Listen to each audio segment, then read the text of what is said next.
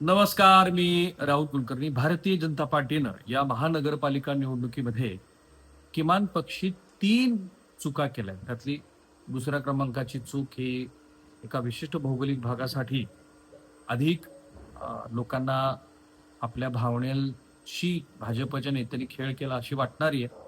पण व्यापक पातळीवरती मात्र 3 अशा चुका आहेत, की ज्या चुका ह्या भाजपला ह्या निवडणुकीमध्ये महागात पडू शकतात.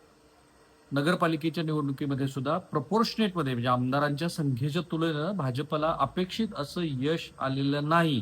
क्रमांक 1चं यश हे एकनाथ शिंदे यांच्या पक्षाला आलेलं आहे. अर्थात भाजपनं त्यातनं काही शिकून दुरुस्ती करण्याचा प्रयत्न करावा अशी अपेक्षा होती. पण ही निवडणूक भाजप खूप सुट्या-सुट्या पद्धतीनं लढते आहे. काय चाललंय कळत नाही अशी एक स्थिती आहे. चूक क्रमांक 1 ज्याचा संदर्भ आता श्री एकनाथ शिंदे यांनी दिला म्हणून एकतर त्यांनी आपल्या मूळच्या कार्यकर्त्यांना तुम्हाला माहिती आहे की काही भागामध्ये 10 वर्षानंतर निवडणूक होते आहे आणि अशा वेळेला कार्यकर्त्याची नवी फळी तयार करण्याच्या ऐवजी तुम्ही आपल्याच एकतर म्हणजे तुम्हीच केलेल्या कामावरती तुमचा विश्वास नाही किंवा पक्ष संघटनेवरती किंवा तुमच्या विचारधारेवरती विश्वास नाही असा त्याचा अर्थ होतो.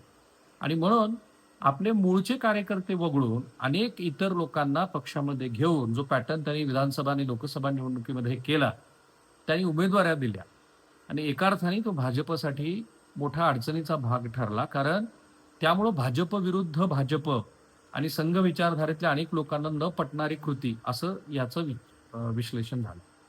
2, मुंबईच्या संदर्भामध्ये सगळ्यांना कळलेलं आहे की भाजपची रणनीती ही हिंदुत्ववादी मताला घेऊन राजकारण करण्याची आहे. खरं म्हणजे मुंबईमध्ये मुख्यमंत्री बनतायत आणि जे दृश्य स्वरूपात दिसतंय असं चांगलं काम भाजपच्या काळामध्ये आणि आधीच्या सरकारनी घातलेल्या पायावरती उभा राहिलेला तो इमला आहे.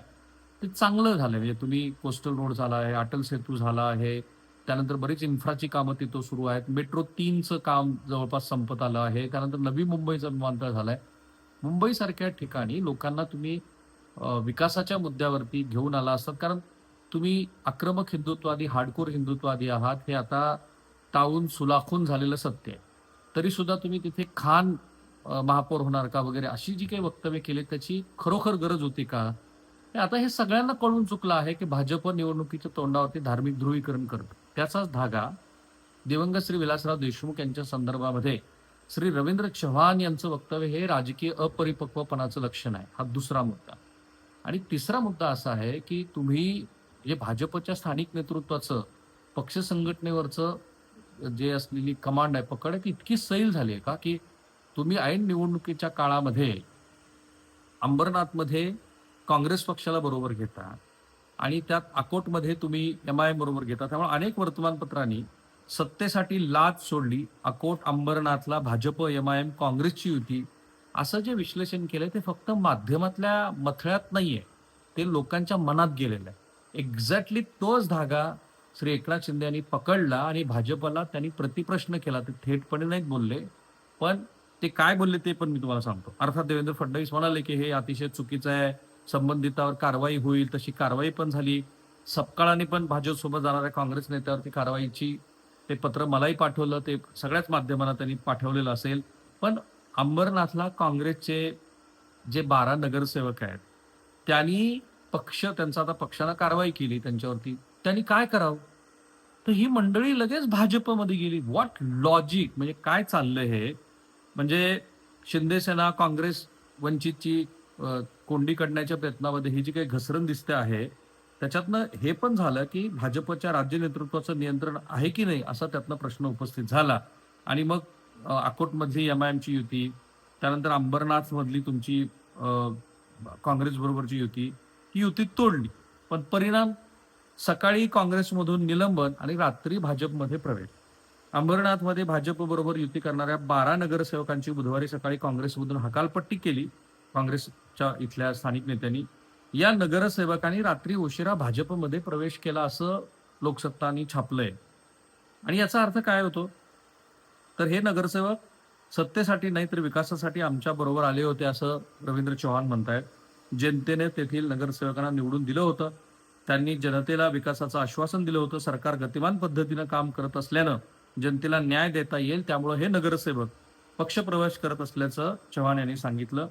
आणि सगळ्यांना माहिती आहे की अंबरनाथ नगरपालिकेमध्ये शिवसेनेच्या शिंदे गटाला सत्तेपासून दूर ठेवण्यासाठी भाजपनं काँग्रेस आणि राष्ट्रवादीशी अजित पवार त्यांचे सत्तेतले मित्रच आहेत, हातमिळवणी करीत अंबरनाथ विकास आघाडी स्थापन केली. या गटामध्ये भाजपचे 14, काँग्रेसचे 12, तर राष्ट्रवादी अजित पवार गटाचे 4 आणि अपक्ष अशा 31 नगरसेवकांचा समावेश आहे. आता काँग्रेसच्या सर्व नगरसेवकांनी भाजपची वाट धरल्यानं झालंय काय, तर भाजपचं तिथं आता उपनगराध्यक्ष पद पण त्यांनाच आलं, नगराध्यक्ष पद तर त्यांच्याकडे आहे. सो ह्या ज्या चुका, हे जे ब्लंडर आहे ना, ते ब्लंडर भाजपसाठी माझ्या मते खूप अडचणीचं ठरणार आहे. कारण ज्या पद्धतीनं भाजप ह्या सगळ्या निवडणुकीच्या काळात वागते आहे, तर ते त्यांनी टाळणं अपेक्षित होतं, पण झालंय उलटच. म्हणजे मित्र पक्षाला रोखण्याच्या नादामध्ये जो संदेश त्याच्यातनं गेलाय लोकांमध्ये, तो संदेश काय होता, ज्याचा धागा एकनाथ शिंदेनी पकडला आणि ते म्हणत राहिले की जे काही घडलंय, जशा पद्धतीने घडलंय, ते काही बरोबर नाही. एका टीव्ही चॅनलला दिलेल्या मुलाखतीमध्ये त्यांनी असं म्हटलेलं आहे की भाजपनं म्हणजे जे काही केलं अंबरनाथमध्ये, त्याच्यानंतर नेमके काय शब्द आहेत बघा, जे घडतंय ते विचारधारेच्या पलीकडचं आहे. अंबरनाथ मधल्या भाजप काँग्रेस आघाडीवर एकनाथ शिंदेनी घरचा आहेर दिला आहे आणि फडणवीसासोबत कुठले कोल्ड वॉर नाही वगैरे त्यांनी त्याचं स्पष्टीकरण दिलं. ते आमच्याही मुलाखतीमध्ये म्हणाले होते. आता पुढं काय ते म्हणाले, किती महत्वाची गोष्ट आहे ती बघा. अंबरनाथमध्ये शिवसेनेला बाजूला ठेवून भाजपनं काँग्रेस बरोबर जी हातमिळवणी केली, त्याच्यावरती शिंदेने आपली भूमिका स्पष्ट केली आहे आणि ते असं म्हणत आहेत की अंबरनाथमध्ये झालेल्या भाजप काँग्रेस आघाडीबद्दल आम्ही भाजप प्रदेशाध्यक्ष मुख्यमंत्री देवेंद्र फडणवीस यांच्याशी बोललो आहोत. तिथे पहा काय होतंय ते. जे होतंय ते विचारसरणीशी सुसंगत नाही, याची जाणीव आम्ही त्यांना करून दिलेली आहे आणि पुढं त्यांनी जो मुद्दा मांडलाय ना, तो त्यांना भविष्यातल्या त्यांच्या रणनीतीसाठी हमखास उपयोगाला येणार आहे आणि ते भाजप तिथेच चूक करते. हा एकनाथ शिंदे खुर्चीसाठी लढत नाही, सत्ता मिळवण्यासाठी विचारधारेची तडजोड करण्याचा प्रश्नच उद्भवत नाही, असं म्हणत त्यांनी भाजपला घरचा आहेर दिलेला आहे.